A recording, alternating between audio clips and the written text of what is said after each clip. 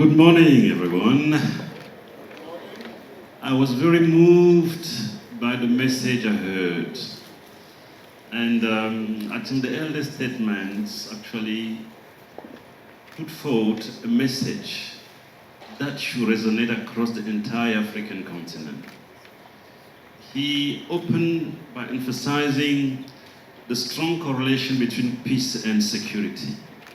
He reminded me of a famous quote by the late Kofi Annan. There is no security without development, and there's no development without lasting security. I think I was very much touched by that. Then he also established correlation between the exodus and deficit of development as something that one should overcome if we are to push for development. But one thing that I was reflecting on hearing the elder statement invigorate us to embrace the continent fully was one experience whereby I came across years ago when working with Professor Badnaji on establishing African version of MIT. We're pushing the agenda. We landed in Nigeria. There was one particular woman who was very attached to the project. She was following us everywhere. So towards the end, thank you, we asked her, why are you doing this? And she said, you know, when I was entering civil service, success meant sending your children abroad. So my daughter is in the UK, and our first two sons are in America. I retired recently. My husband is still a professor. And we are home alone, looking at each other. They are all gone. If we have an African version of MIT in the Igbo land, they will go to school here, and they will not be lonely at the end of our life. So there are also two different worlds, where the parent and the children are in a different world. And I think the elder statesman called us on the need to reconcile and close that gap. It is a challenge, but one that we should overcome. I am here today to represent Professor Benedict Oramah, our leader, and a true son of the land. I think Africa needs a leader like Professor Benedict Oramah. A visionary and courageous leader. What this continent needs so much to move the agenda outlined by those who came before me. I think on behalf of our leaders and who really wanted to be here today, not just because the topic is very close to him, it's something he's been doing for the past 20, 25 years, financing development, but also because he truly believed that what is being done here within the Southeast Economic Forum is exactly what we should be doing to advance development within our continent. And the main theme of this year event, Financing Southeast Economic Development, is actually very topical. And as I said, it's something that President Oramah would have liked to be here to deliver in person, but somehow he had to honor another commitment, but he made sure that AFREXIMBANK will be well represented here today. And as you can see, financing and transforming Africa is actually the missions of the bank under his great leadership. However, I think he also made sure that we are well represented.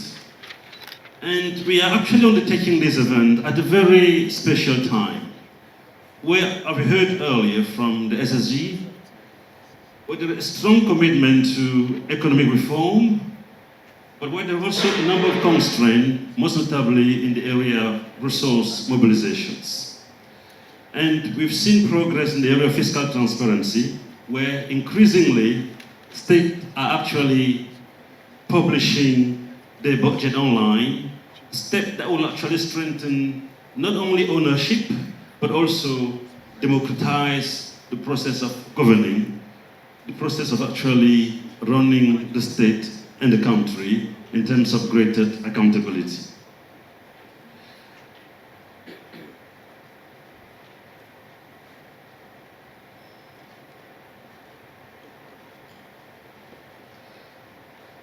One challenge that we've noticed is that,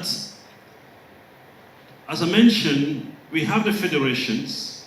There's been improvement in the investment climate, and we heard about the Southeast regions. We have to celebrate Enugu, Abia, and Anambra for that strong performance at the national level.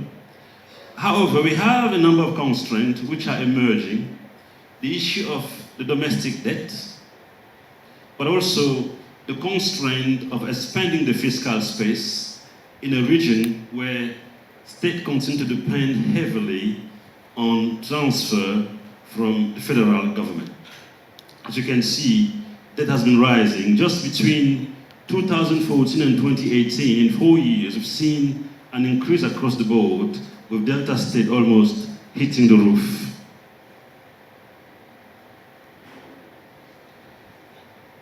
In this context, where capital expenditure, already very low, has been decreasing further, making it difficult for states to finance enhancing economic infrastructure. And we've seen a number of key priority areas identified by the Southeast Economic Development Company: infrastructure, agriculture, finance, industry, and security, as mentioned earlier. I think in this keynote address by Professor Oramah, he will attempt to address two key objectives. I think the first one is to reflect on alternative source of financing to actually support development agenda articulated by the Southeast governors, and to outline the role that AFREXIMBANK will play in supporting such an important and noble agenda. I think from the first part that we'd like to reflect on this morning is, why are we essentially moving from fiscal federalism to regionalism? Why are we doing that? Why is such a step so important?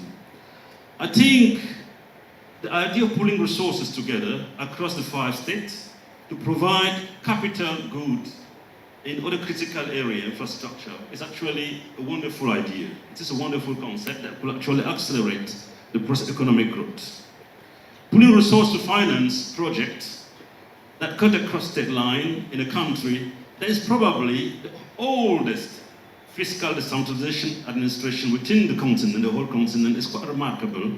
And it's important to remind that it all started with the Philipson Commissions of Revenue Allocation 1946 in Nigeria, when essentially no African country was independent. And yet, we're talking about fiscal federalism. And we're saying that pulling the resource together in a regional context may be viewed as moving from federalism to regionalism. But such a move on the entrenched federal system is also an indication of pragmatism, a strong pragmatism within the southeastern regions. If regionalism can create the condition for greater economies of scale, efficiency gain, and eventually lift aggregate output of the whole federations, then why shouldn't we consider it as a complementary approach to the old and prevailing federalism structure that strive to cope with the twin but difficult task of maintaining unity within recognized diversity?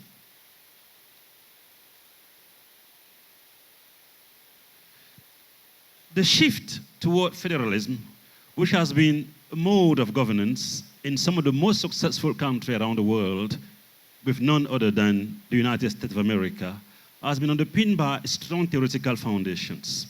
A well-structured and functioning federal governance, which is underpinned by a full devolution of power from national to subnational governments, has a greater role in facilitating the prosperity and stability of nations. In effect, federalization is expected to improve efficiency in the provision of productions of public goods, thereby enhancing and stimulating the process of economic growth throughout the state. The theoretical support of a positive association between fiscal decentralizations and improvement in efficiency and enhancement of growth is built around several arguments. Let's review quickly 3.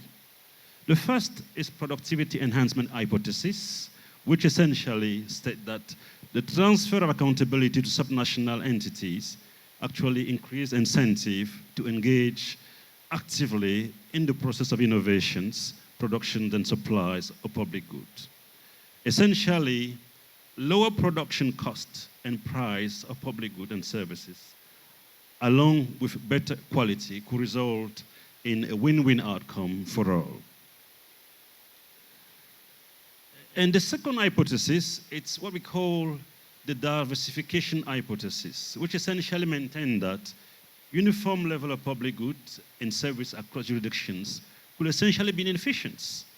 And one particular example is that although we are in these big nations of 36 states and the biggest country in the continent, projected to become the third largest in the world with the next 30 years, we are somehow different when it comes to taste.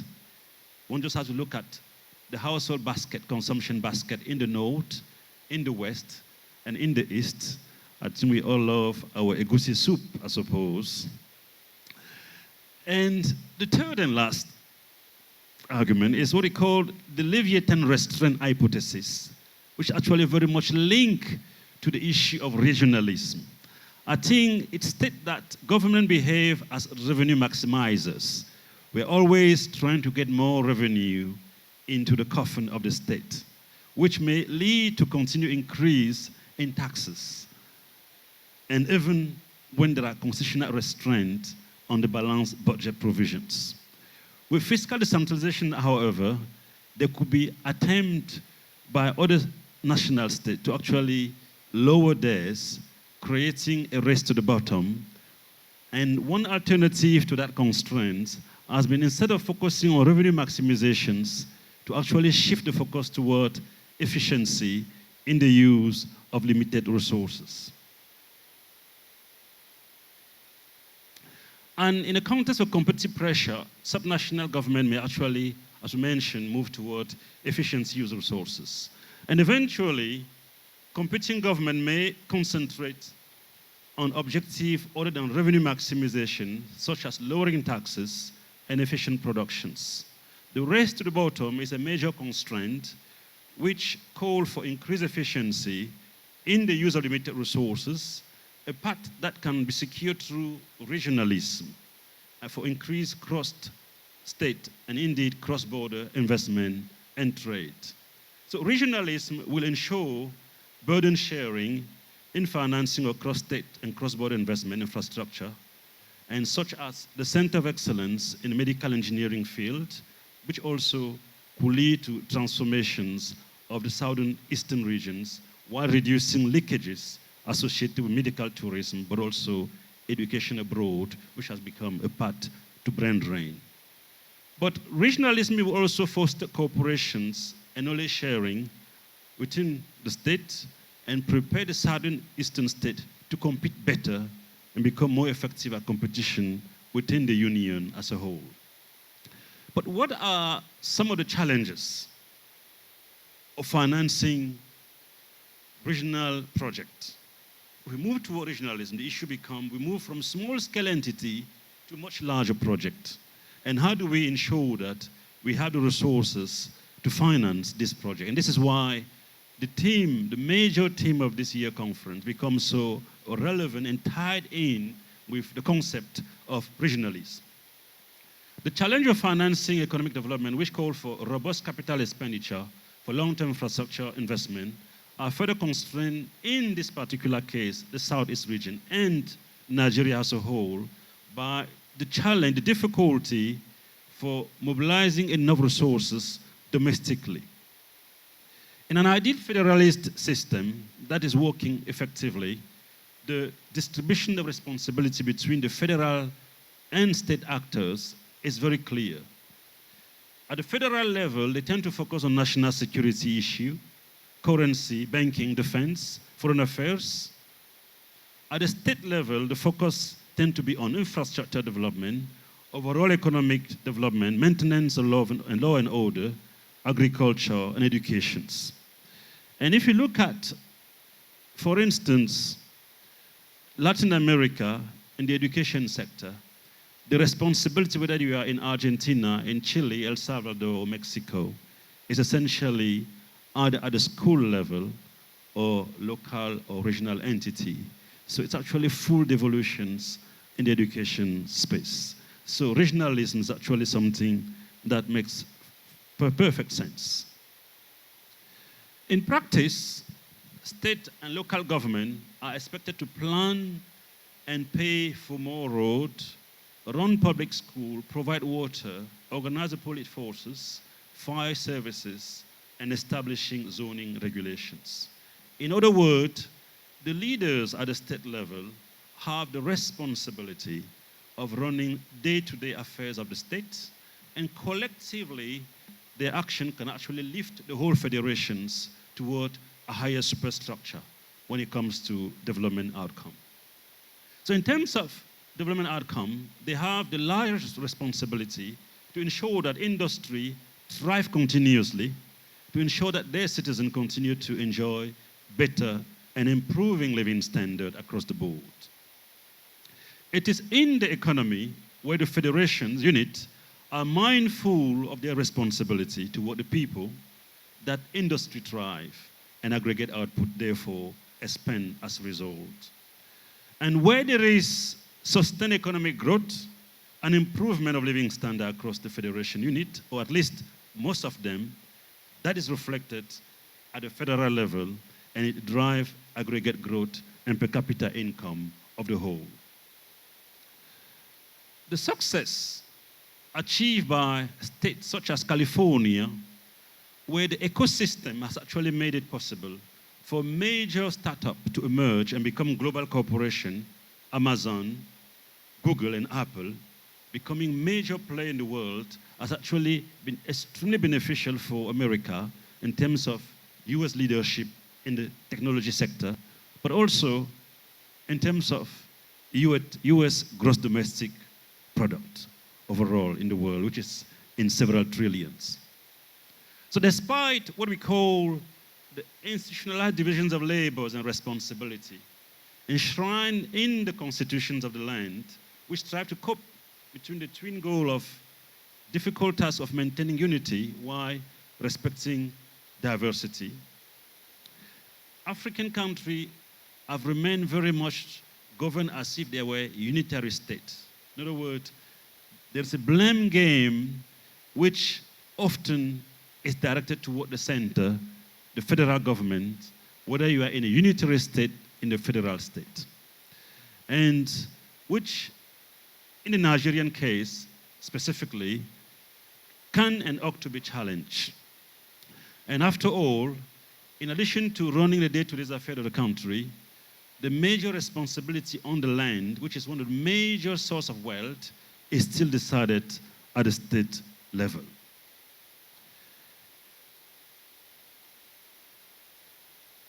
In Nigeria, many states have continued to depend heavily on the center, and that is constantly blamed even for failure on program and project that doesn't really fall under the purview.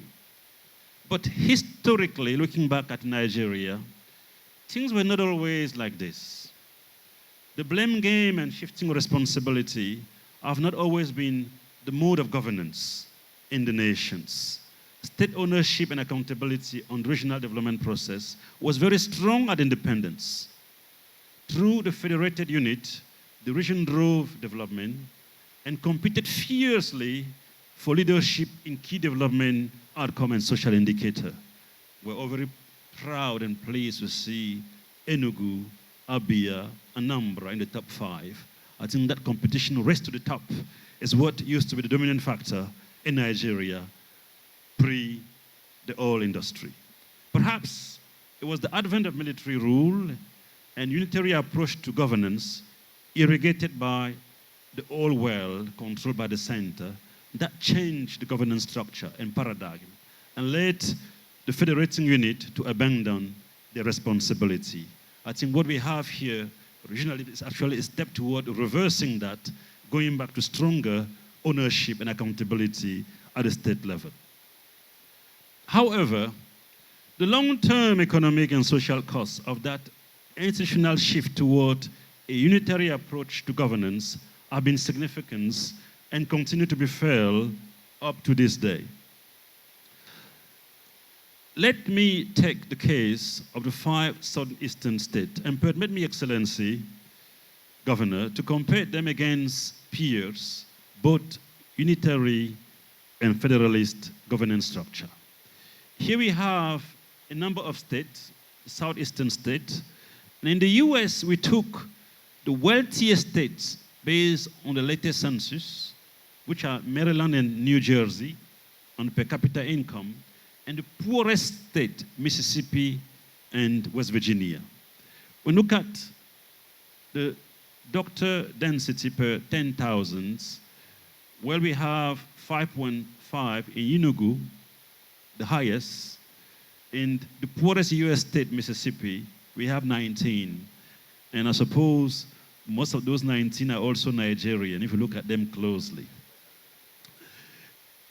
If you take a look at maternal mortality rate per 100,000, and I think the best score here is Anambra State, 71. And if you compare that, of course, they are way above Nigeria average of 233. But if you compare that to Mississippi, the poorest US state, or West Virginia, we are really very far off in terms of ending performance on that particular case. And if you compare those with the African average, where we are about 16.5%, you can see that we still have a lot to go, a lot to do to close the gap that we see between some of the best states in Nigeria and the poorest state in the United States of America. I'm not even going to do a comparison with states such as Maryland and New Jersey, which are almost in a different league, so to speak. Also very interesting, and is the issue of capital expenditure, which is very relevant to the financing of state regional infrastructure projects. We contrasted Nigerian state, all the state combined, against 2 tiny little countries within the continent, Rwanda and Botswana. As you can see, most Nigerian states are country. Southeastern states compare unfavorably against the poorest US states on both per capita income, but also on most social and human development indicators, though they are actually way above the Nigerians' national average. They also compare unfavorably against Rwanda on social indicators, but also on per capita and capital expenditure deployment to support long-term growth and transformations. Furthermore, I think the capacity of states to internally generate revenue to provide for essential social services and infrastructure development and create the condition for thriving economy has been very much constrained because of domestic resource mobilizations. On average, internally generated revenue account for less than 34% of total revenue across most eastern states, pointing to excessive dependency on the federal government, not just a natural rich state, which should benefit from the principle of derivations, but almost across the board, as you will see from this figure, which contrasts internally generated revenue versus growth allocation from the federal government. The gap is significant, but the largest in certain states such as Delta, but also Akwa Ibom State. The key question that our leader, President Oramah, has, reflecting on this, how come states that compare well against Rwanda, a country which emerged from the abyss of genocide a little bit 20 years ago, are now below it on some of the key human development and social indicators? How come revenue generated in southeastern states, but more generally across the land, have remained dismally low to the point that of maintaining states and local officials in state perpetual dependency? Excellency, distinguished guests, Honorable Governor, these are some of the questions that every governor and leader in the Union, not just in the southeastern regions, should be asking.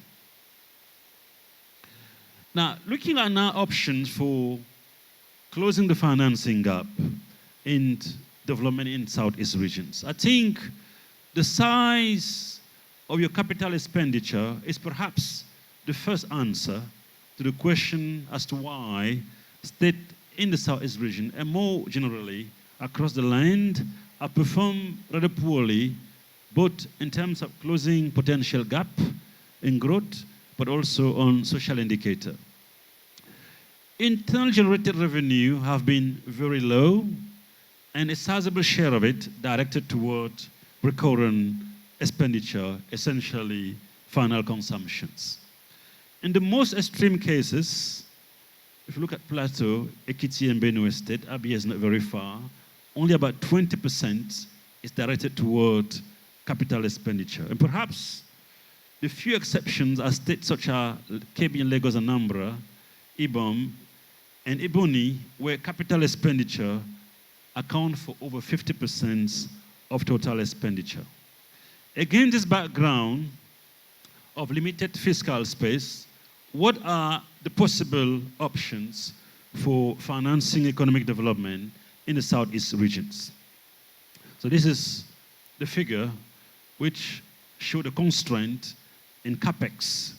And I mentioned the fact that it's essential below 20% of total expenditure across most states. So the first option to raising financing is essentially deepening an integrated regional planning process within the Southeast regions. Regional planning is essential. The part of engineering a successful model of regionalism under a federal system.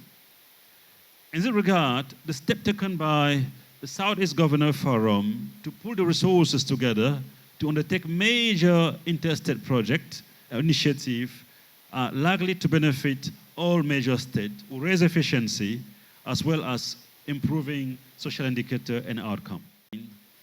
The key action that should be considered to actually address the issue of resource constraint in financing development as articulated by the Southeast Governor Forum.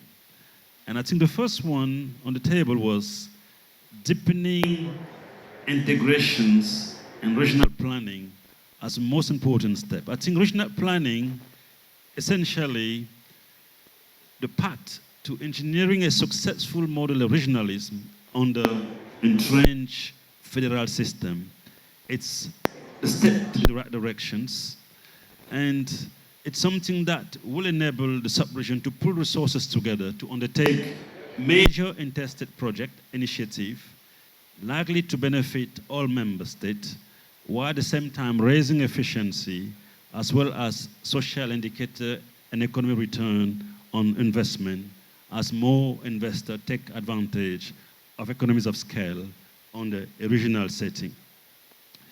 It will also drive competitions as smaller states tend to be at a significant disadvantage when it comes to attracting investors and industries. The integrated regional approach planning model will also reduce the weight of resource constraint to collectively realize and deliver investment and projects that no single state could have delivered on its own. So the benefit of deepening that regionalism are significant in terms of scale, but also in terms of competitiveness. If you look at the deepening economic reform process, it's the next important challenge. We were made abreast of the potential gain achieved by southeastern states in the reform program, but you can see that when we compare them to countries such as Singapore, they are still far off the global frontier. So it's important to continue to deepen this reform, which will be essential in attracting more investors within the sub-regions. The burdensome investment climate has driven, in fact, scores of investors away from formal sphere of productions toward informality, resulting in potential loss of revenue. But broadening the tax base to drive domestic revenue generation may also involve deliberately promoting policies that diversify the source of growth to boost the development of industry and drive sustained injections of the patient capital that is needed to sustain and drive per capita income growth across the state. I think still, reform should also target local investors by creating an environment that enables indigenous entrepreneurs from the state to invest locally and bring back their resources, as actually called earlier by the elder statement, to drive infrastructure investment, growth, manufacturing sector. The third option that we have to put forward, it's overcoming uncertainty to strengthen the confidence of investors. And this is very important in democratic setting.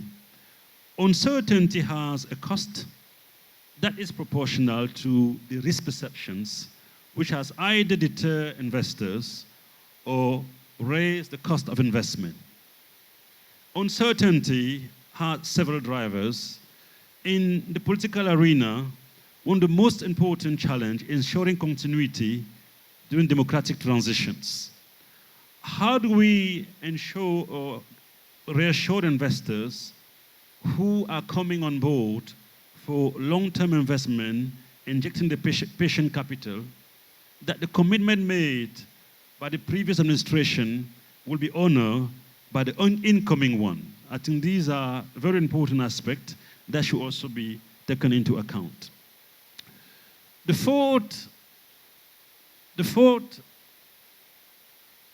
one, which is very dear to President Oramah actually, is creating a Southeast Sovereign Wealth Fund, establishing a Southeast Sovereign Wealth Fund. And President Oramah believed that this will be a game changer. He believed that a sovereign wealth fund has tremendous potential for leveraging more resources for economic development. In a regional setting, each state will contribute to the fund, which has a potential to drive from different sources. Proportion of each state's capital budget to be agreed upon, special citizens levy, but also diaspora special investment note. And these resources will be leveraged through loans, bond issuance, including through the diaspora bond that the bank can actually help establish. The fund will have a governance structure managed by both public and private arrangement and a different stakeholder. It will leverage their continued contribution to raise more resources and fund projects agreed upon by the state and the governor. The Southeast Sovereign Wealth Fund will develop an investment plan approved by the governors who will use the platform to raise more resources domestically, but also globally, tapping in your strong and very powerful diaspora within Africa and around the world. The fifth and last options, which, as you will see, has the potential to reduce leakages and create the conditions for structural transformations. I'm sure this one will be very dear to Professor Barnaji, is establishing or selecting a regional center of excellence for science and technology.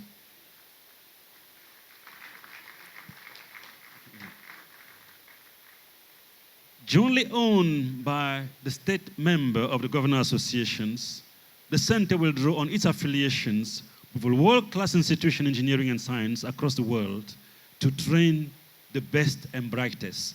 There'll be no need for them to go to London anymore or to go to America. They will be trained here, and the path to brain drain will be broken. We can actually address the issue of exodus by establishing such a center locally.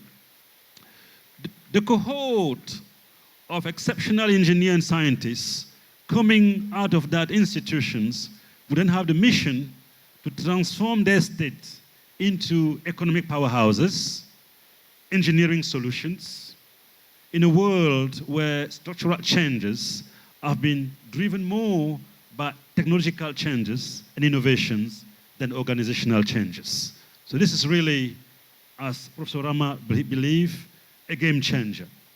And perhaps through such a world-class institution, world-class engineers institutions, the governors could establish the Southeastern region equivalents of the US Western regions, what they call Stanford University, which, as you know, will ultimately create what we call the Silicon Valley, in reference to Nigeria, the Nigerian equivalent of Silicon Valley, to complement Nollywood and sustainably drive innovations across the Southeast regions, the federations, the continent, and why not, the whole world.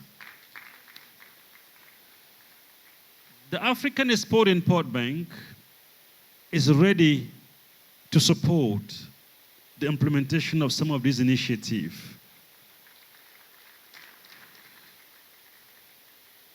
And the bank has been financing the transformation of African economies and the diversification of their export. Is indeed well placed to accompany some of these efforts under the visions and strategy articulated by the Southeast governors through, in particular, Industrial Park and Special Economic Zone to accelerate the process of industrializations and export diversifications with a view to broaden the tax base and increasing internal revenue generations within the Southeastern region. That will be the right thing to do to address the issue of creating the conditions for shifting from a push factor to a pull factor to bring back the younger Igbos who are currently around the world. AFREXIMBANK Project Preparation Facility will enable you to raise the viability and bankability of projects, including infrastructure projects, within the southeastern region of Nigeria. The third means of assistance is what we call Fund for Export Development in Africa, FEDA, to support the growth of startup and SMEs as engine of economic transformations within the sub-regions. There are other tactical support that the bank will provide within the sub-regions through its insurance and investment guarantees to encourage African but also global investors to invest within the sub-regions. The issue of technology transfer through twinning arrangement to promote value additions using frontier technology and global expertise. And our advisory services will also and could also be deployed, including supporting the establishments of the Southeast Sovereign Wealth Fund and Diaspora Bond to leverage additional financing into the 5 states. Support the growth of the creative industry and economy within the region, given its rich cultural diversity and heritage. And finally, the trade fair, exhibitions, investment fora could also be used to promote and sensitize the investors community of the trade investment potential opportunity within the sub-regions. And at this juncture, we'd actually like to invite those in this room to plan to attend AFREXIMBANK Intra-African Trade Fair holding next year in Kigali, Rwanda in September 1 through 7. And I think this will be the second editions of the trade fair. I think the first one held in Cairo last year brought together more than 10,000 exhibitors, and actually we had the $32 billion deal signed as a result of that event. I think it is a very important event to bring Southeastern expertise, knowledge within to the continent, but also attract potential investor into your regions to fund some of the projects that you may have identified.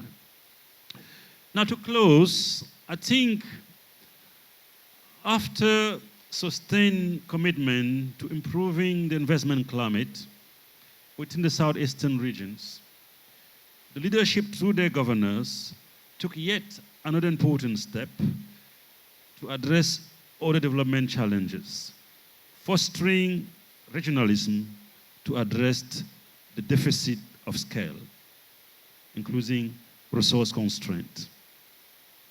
Regionalism has the potential to drive competitions, as smaller states tend to be at a significant disadvantage when it comes to attracting investors and industry, what we call manufacturing transplant into the country. However, financing and realizing the growing opportunity created by regionalism has emerged as another challenge, especially in states where the capacity to internally generate revenue has been limited by the capital expenditure, which remain dismally low. President Oramah has actually outlined a number of options to increase the capacity of state and more generally of the sub-region to increase mobilization of resources, both internally and externally, with view to sustainably financing economic development within the context of increasing economies of scale and entrenched regionalism. To some of you, these options and recommendations may sound utopians. Are they? Very good. If they were, I think it's a humble view and advice is that those of you who believe in the vision he articulated for the sub-region, which incidentally also happened to be his own community, should start now. And eventually, the power of success and persuasion will act as an incentive to bring on board those who are on the fences. Thank you very much. Thank you.